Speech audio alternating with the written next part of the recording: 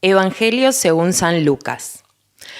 Muchos han tratado de relatar ordenadamente los acontecimientos que se cumplieron entre nosotros, tal como nos fueron transmitidos por aquellos que han sido desde el comienzo testigos oculares y servidores de la palabra. Por eso, después de informarme cuidadosamente de todo desde los orígenes, yo también he decidido escribir para ti, excelentísimo Teófilo, un relato ordenado a fin de que conozcas bien la solidez de las enseñanzas que has recibido. Jesús volvió a Galilea con el poder del Espíritu y su fama se extendió en toda la región. Enseñaba en las sinagogas y todos lo alababan. Jesús fue a Nazaret, donde se había criado. El sábado entró como de costumbre en la sinagoga y se levantó para hacer la lectura.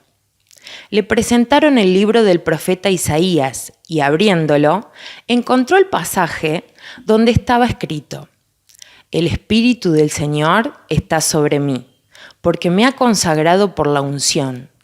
Él me envió a llevar la buena noticia a los pobres, a anunciar la liberación a los cautivos y la vista a los ciegos, a dar la libertad a los oprimidos y proclamar un año de gracia del Señor.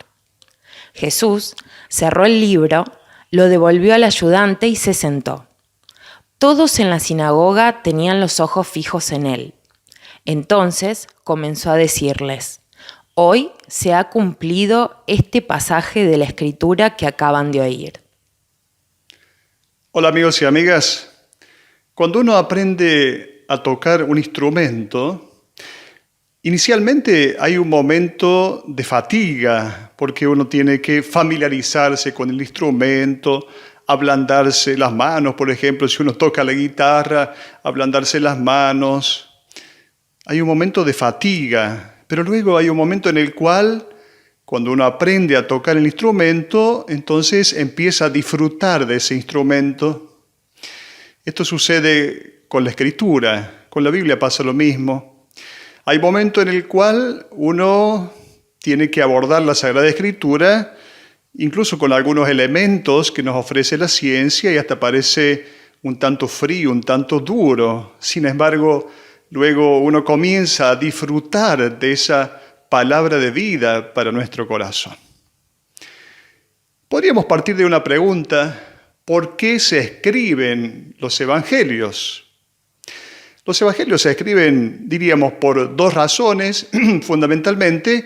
Primero, porque los testigos oculares de la vida, de los milagros de Jesús, los testigos oculares empezaban a morir. Y luego, para que el cristianismo no se convierta solamente en una doctrina teórica, los evangelios son predicaciones acerca de una persona que es Jesús de Nazaret. Por lo tanto, Jesús de Nazaret no es un mito. Si bien los evangelios no son libros de historia, en los evangelios hay un núcleo histórico. Lucas es un creyente como cada uno de nosotros. Por lo tanto, Lucas escribe su evangelio para alimentar la fe de los creyentes. Lucas va a escribir unos 50 años después de los Hechos y, único entre los evangelistas, dice expresamente que no pertenece al grupo de aquellos que han conocido personalmente a Jesús de Nazaret. Sabemos que la obra de Lucas es la obra completa, el Evangelio y los Hechos de los Apóstoles, teniendo como protagonista principal el Espíritu y la acción del Espíritu. Preguntémonos, ¿se puede uno fiar de lo que cuenta? La respuesta en síntesis sería esta: cualquiera puede hablar de Jesús, aunque no haya sido un testigo ocular directo de los hechos, con tal de ser fiel a la tradición. Estamos en el año 80 después de Cristo. Y el Evangelio ha sido ya anunciado en todo el Imperio Romano. Han surgido comunidades cristianas por distintos lugares, Muchos también han comenzado a poner por escrito los dichos de Jesús, los episodios de su vida. ¿Qué ha dado origen entonces a este movimiento religioso de tanto éxito, tan grande? Han ocurrido, dice Lucas, acontecimientos entre nosotros. Acontecimientos entre nosotros. Por lo tanto, no son sueños, no son doctrinas, no son simples filosofías, no son revelaciones extrañas, sino que son hechos, acontecimientos reales que han tenido como protagonista a un hombre concreto, Jesús de Nazaret. Muchos han querido presentar un relato de estos acontecimientos. También Lucas se ha decidido a escribir sobre este asunto. No lo hace para desacreditar la obra de quienes lo han precedido, sino para preparar, como dice el texto, un relato ordenado del que las comunidades cristianas tienen necesidad. ¿Y qué método ha seguido Lucas? Ha realizado una investigación minuciosa de todos los hechos. Ha contactado a los primeros testigos y así todos los creyentes que lean este escrito podrán tener acceso entonces a esta certeza de fundar su fe sobre afirmaciones sólidas. El objetivo que persigue es dar bases sólidas a la fe de los cristianos de sus comunidades. Luego, una palabra también sobre este Teófilo. Era costumbre entre los autores clásicos dedicar sus obras a quienes costeaban económicamente la obra. Sabemos que los pergaminos eran caros y para un evangelio eran necesarias las pieles de muchos cabritos, al menos 20 cabritos. Había que pagar también a los calígrafos, quienes cobraban poco y trabajaban todo el día, cobraban como un jornalero y eran lentos en su trabajo. Y finalmente el autor del libro tenía que vivir de eso. Entonces aparece un admirador de Lucas, Teófilo, probablemente un cristiano acomodado del Asia Menor, y él sería entonces quien ha cargado con estos gastos. La palabra Teófilo significa amado por Dios, que somos cada uno de nosotros. Este Teófilo somos cada uno de nosotros. En señal de gratitud, el evangelista menciona entonces su nombre, tanto en el prólogo del Evangelio como en el libro de los Hechos de los Apóstoles. Ahora vamos a la segunda parte del pasaje de hoy. 3 capítulos separan la segunda parte del pasaje de hoy de la primera parte. 3 capítulos entre medio tenemos. Estamos en el comienzo de la vida pública de Jesús en su tierra de Galilea y el episodio narrado constituye para Lucas el programa, la síntesis de la actividad misionera de Jesús. Es sábado y la gente va a la sinagoga para orar y escuchar las lecturas y la explicación de la palabra de Dios. Esta era la costumbre de los judíos. Un rabino organiza el encuentro, pero todo judío adulto, debe ser adulto, puede presentarse o ser invitado a leer y comentar las Escrituras. Hacer una homilía era bastante fácil. Bastaba haber aprendido de memoria las explicaciones, los comentarios de los grandes rabinos, referir las opiniones de ellos. Nadie era tan presuntuoso como para aventurarse a añadir la propia interpretación. Jesús se ofrece entonces a ser de lector. La liturgia comienza con la recitación del Shema, la profesión de fe de Israel, de un israelita piadoso. Continúa luego con las 18 bendiciones que introducen la parte central de la celebración, la lectura de los 2 pasajes de la Escritura, luego el primero sacado del Pentateuco, de la Torá, y la otra lectura de los profetas. Quien lee el segundo texto, por lo general, es el que pronuncia también la homilía. Lucas resalta minuciosamente algunos detalles, no por un simple escrúpulo histórico, sino para transmitir mensajes teológicos en esos mismos detalles. El primer detalle es este, aparentemente superfluo. Jesús abre el volumen que le ha sido consignado, que le ha sido entregado. El evangelista quiere hacer comprender a sus lectores que sin Cristo el texto sagrado es un libro cerrado. Los oráculos de los profetas y todos los libros del Antiguo Testamento permanecen incomprensibles. Solo Él puede darles un sentido. Por eso Jesús abre y cierra el texto. Diríamos que lo que es patente en la persona de Jesús en el Nuevo Testamento está latente en el Antiguo Testamento.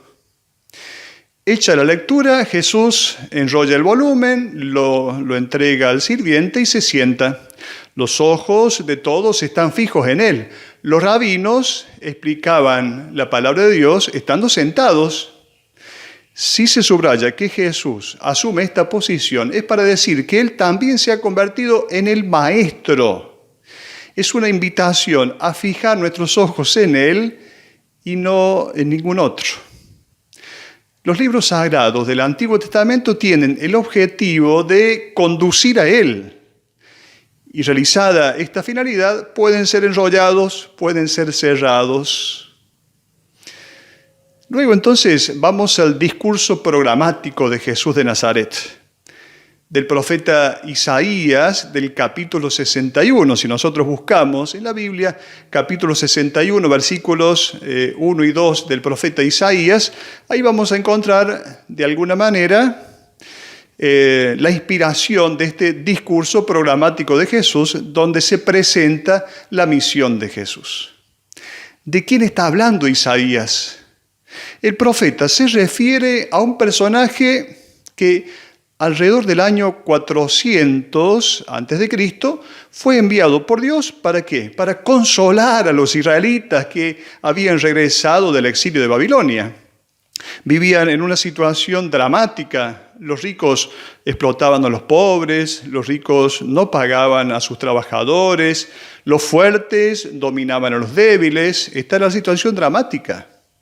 En este contexto histórico, un hombre lleno del Espíritu del Señor es enviado a proclamar el año de gracia, el jubileo, el tiempo en que son condonados todos los delitos, donde se pone fin a toda forma de esclavitud, donde se restablece la justicia.